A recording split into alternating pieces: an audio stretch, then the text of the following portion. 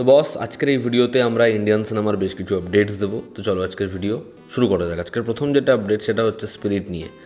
সন্দীপ রেড্ডি ভাঙ্গার স্পিরিট ছবির যে কী হিউজ কাস্ট হতে পারে এবং যাদের নাম এই ছবির সাথে শোনা যাচ্ছে, যদি সেটা ফাইনাল কাস্ট হয় তাহলে বুঝতে পারছো না এই ছবিটা বক্স অফিসে কী কালেকশন আনবে।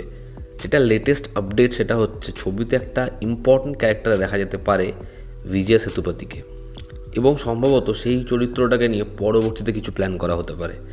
এই যে আপডেটটা বস, ঘ্যামা আপডেট। একেই তো এরকম একটা কাস্টিংয়ের আগেও শোনা যাচ্ছে, তার মধ্যে মৃণাল ঠাকুরেরও নাম শোনা গেছিলো ছবির ফিমেল লিডে, যদিও সেটাতে কনফার্মেশন নেই, এটাও রিউমার হতে পারে। তবে সব বড় বড় ওয়েবসাইট থেকে এটাই আপডেট যে সেতুপতিকে এই ছবির একটা ইম্পর্টেন্ট ক্যারেক্টার অ্যাপ্রোচ করা হয়েছে। এবার জাস্ট ভাবো, যদি সেতুপতি অ্যান্টাগনিস্টদের মধ্যে অন্যতম হয় তাহলে তো বস শেষ। এবং আরও একটা আপডেট স্পিরিট নিয়ে, এই ছবিতে প্রভাসের বড় ভাইয়ের চরিত্রে, তার দাদার চরিত্রে অভিনয় করতে পারে সঞ্জয় দত্ত।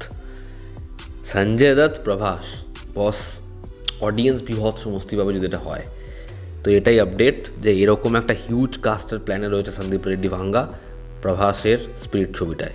দেখার এই ছবিটা বক্স অফিসে কী করতে পারে। এই ছবিতে যদি এরকম কাস্ট হয়, জাস্ট ভাবো অডিয়েন্স কী পরিমাণে ছবিটা নিয়ে এক্সাইটেড থাকবে।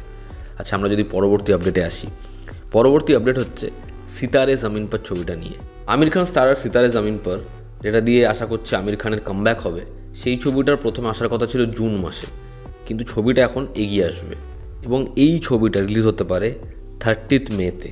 এবার তার আগে আসছে না, তার আগেও ছবিটা মুভ করার চেষ্টা করেছিল, যেহেতু পরপর অনেকগুলো ছবি গোটা এপ্রিল মাস জুড়ে, জাট থেকে শুরু করে কেসারি চ্যাপ্টার 2 থেকে শুরু করে অনেক ছবি, এবং তার মধ্যে আইপিএলের প্রেশার, এবং মে মাসের শুরুর দিকেও একের পর এক রিলিজ। নাটকের ছবি ভুল চুক মাফ, রাজকুমার রাও, অমিকা গব্বীর, সেই ছবিটা মেবি 9 মে আসবে। তো এরকম প্রত্যেকটা ছবির থেকে ডিস্টেন্স মেনটেন করে একটু গা বাঁচিয়ে রিলিজ ডেট প্ল্যান করেছে আমির খানের পরবর্তী ছবি সিতারে জমিন পর, যেটা 30 মে রিলিজ হতে পারে, এমনটাই লেটেস্ট আপডেট। পরবর্তী যেটা আপডেট সেটা হচ্ছে সাকিব খানের ছবি বরবাদ নিয়ে। বরবাদ ছবিটা কিন্তু এখনও সেন্সর থেকে সার্টিফাইড হয়নি। এবার তার কারণ হচ্ছে ছবিটার এরকম ভায়োলেন্স, ছবিটার মধ্যে এরকম ধরনের সিকোয়েন্সেস দেখানো হচ্ছে, এবং বাংলা ছবিতে এত র সিকোয়েন্সেস, এরকম ধরনের ব্লাডপাত, এগুলো আমরা দেখে অভ্যস্ত নই। যেই কারণে এই বিষয়টা, এবং শুধুমাত্র বাংলা ছবি বলে তো নয়, এই যেমন আজকে মার্কো, সেই ছবিটার টিভিতে রিলিজে আটকে দেওয়া হচ্ছে, সেই ছবিটার ওটিটি ভার্সনটাকে তুলে নিতে বলা হচ্ছে, সেই ছবিটাকে কোথাও দেখানো যাবে না। আর বাংলাদেশের ক্ষেত্রেও পিকচারটা খুব বেশি আলাদা নয়, ঠিক আছে? তো সেখানেও এই ছবিটার সেন্সর সার্টিফাইড হওয়ার জন্য কিছু দাবি করেছে সেন্সর বোর্ড। সেটা হচ্ছে এই ছবিটা থেকে 12 মিনিটের সিকোয়েন্স ফেলে দিতে হবে, বাদ দিতে হবে। এবার একটা ছবির থেকে মানে কিছু সেকেন্ডের সিন বাদ দিলেই ছবিটাকে একটু অদ্ভুত লাগে দেখতে। যেমন ও মাই গড 2, ছবিটার থেকে কিছু দৃশ্য বাদ দেওয়া হয়েছিল, কিছু শব্দ চেঞ্জ করা হয়েছিল, রিপ্লেস করেছিল কিছু ওয়ার্ডের, তাতেই ছবিটা দেখার সময় আমাদের একটু সমস্যা হচ্ছিল, এবং সেটা নিয়ে আলোচনাও হয়েছে। এবং পরিচালক সে সময় বলেছে ছবিটার থেকে ওই সিকোয়েন্সগুলো জোর করে বাদ দেওয়া হয়েছে, তাদের কিছু করার ছিল না, এবং ওটাতে ছবিটার ক্ষতি হয়েছে, সে সময় পরিচালক বলেছে। এবং ঠিক সেম এই ছবিটার ক্ষেত্রে, একটা ছবির থেকে যদি 12 মিনিটের সিন আপনি বাদ দিয়ে দেন, তাহলে সেই ছবিটার ক্ষতি হচ্ছে না, অডিয়েন্সের দেখার সময় সমস্যা হবে না। তো এটা হতে চলেছে এই ছবিটার সাথে। যদি এটা হয়, এটা খুবই খারাপ। তার কারণ হচ্ছে এই ছবিটাকে এ সার্টিফাইড করা হোক, ছবিটাকে প্রাপ্তবয়স্কদের জন্যই করা হোক, তাও এই ছবিটা অডিয়েন্স দেখবে।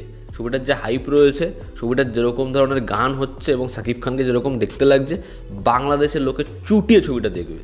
কিন্তু একটা ছবির থেকে 12 মিনিটের সিন কেটে দেওয়া, ডিমান্ড করা ভায়োলেন্সের জন্য। আজকে ভায়োলেন্সের ছবি চারিপাশে হচ্ছে না, অ্যানিমাল হয়নি, সব জায়গাতে হচ্ছে, এটাই খুব স্বাভাবিক। তো সেক্ষেত্রে এরকম একটা ডিমান্ড করা এই ছবিটার জন্য খুব বড় করে ক্ষতি, কারণ তারা কনভিকশনের সাথে জিনিসটা দেখাতে চাইছে।